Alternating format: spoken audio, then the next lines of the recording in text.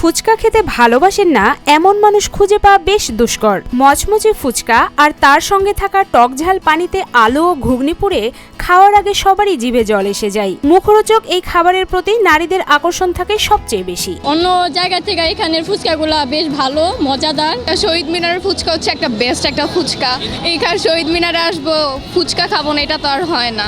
অলিগলি থেকে শুরু করে বিভিন্ন মার্কেট, পার্ক ও বিনোদনমূলক জায়গায় পাওয়া যায় ফুচকা। বিশেষত স্কুল, কলেজ সহ বিভিন্ন শিক্ষা প্রতিষ্ঠানের সামনে ফুচকার স্টল হরহামেশা চোখে পড়ার মতো। তবে নানা স্বাদের ফুচকার পসরা সাজিয়ে একসাথে 20 থেকে 25 জন বিক্রেতার দেখা পাওয়া দুষ্কর হলেও এমন চিত্রের দেখা মেলে নারায়ণগঞ্জ চাষারা কেন্দ্রীয় শহীদ মিনারে। দেখলে মনে হবে এ যেন ফুচকা খাওয়ার এক মিলন মেলা, অন্যরকম এক হাট। শহীদ মিনারের ফুচকা হচ্ছে একটা বেস্ট একটা ফুচকা। নারায়ণগঞ্জ সরকারি তোলারাম কলেজ, সরকারি মহিলা কলেজ ও নারায়ণগঞ্জ কলেজ শহর কেন্দ্রিক হওয়ায় শিক্ষার্থীদের কাছে শহীদ মিনার হয়ে উঠেছে অন্যতম বিনোদন কেন্দ্র। সকাল থেকে রাত অবধি শহীদ মিনার জুড়ে প্রায় 20 থেকে 25টারও বেশি স্টল থাকে ফুচকা বিক্রেতাদের। বেলা বাড়ার সাথে সাথেই শিক্ষার্থীরা দল বেঁধে ছুটে আসে শহীদ মিনারে। তবে বাদ যান না বয়স্করাও।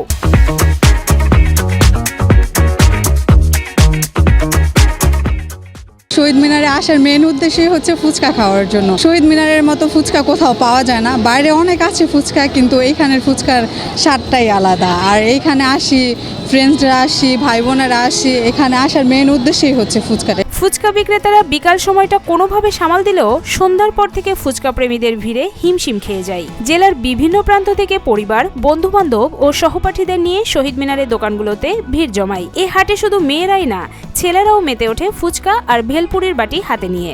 আমার ফুচকা কখনোই মিস হয় না, আর শহীদ মিনারের ফুচকাগুলোর টেস্টই অন্যরকম হয়। শহীদ মিনারের ফুচকাটা একটু বেশি ডিফারেন্ট বা একটু ভালো লাগে বেশি, মানে খাইতে স্বাদ বেশি। এই কারণে মানুষ আস্তে আস্তে একটু জনপ্রিয়তা করে ফেলছে। দোকানে এখন আগের থেকে অনেক পরিমাণে বাড়ছে। বাহিরে অনেক ফুচকার দোকান থাকলেও শহীদ মিনারের মতো ফুচকার স্বাদ অন্য কোথাও পাওয়া যায় না বলে এখানেই বারবার ছুটে আসা হয় বলে জানান এক ফুচকা প্রেমী।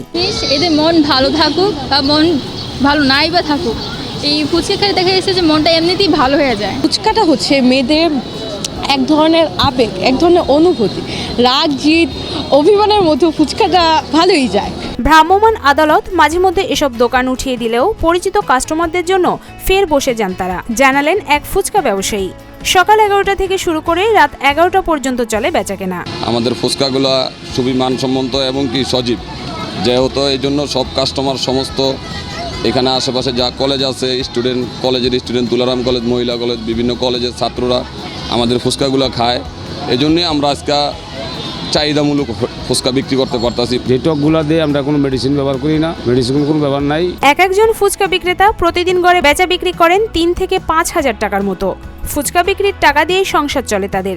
আগে পুলিশ, পৌরসভা, মোবাইল কোর্টের চাপ থাকলেও 5 আগস্টের পর এগুলোর ঝামেলা নেই বলে জানালেন এখানকার ব্যবসায়ীদের একজন। কলেজটা ছুটি হইলে কাস্টমারগুলো চাপ পড়ে, তখন ওটা বেচা কিনা হয়। 3টার পরের থেকে আবার টুকটাক বেচা কিনা হয়। রাত্রে 11টার ভিতরে আমরা বন্ধ করে ফেলাই। আগে বিভিন্ন সময় দেখা গেছে পৌরসভার চাপ থাকতো, পুলিশের চাপ থাকতো, মোবাইল কোর্টের চাপ থাকতো, তখন এগুলো উঠাই দিত আমাদের, ফালাই দিত, এইগুলোই।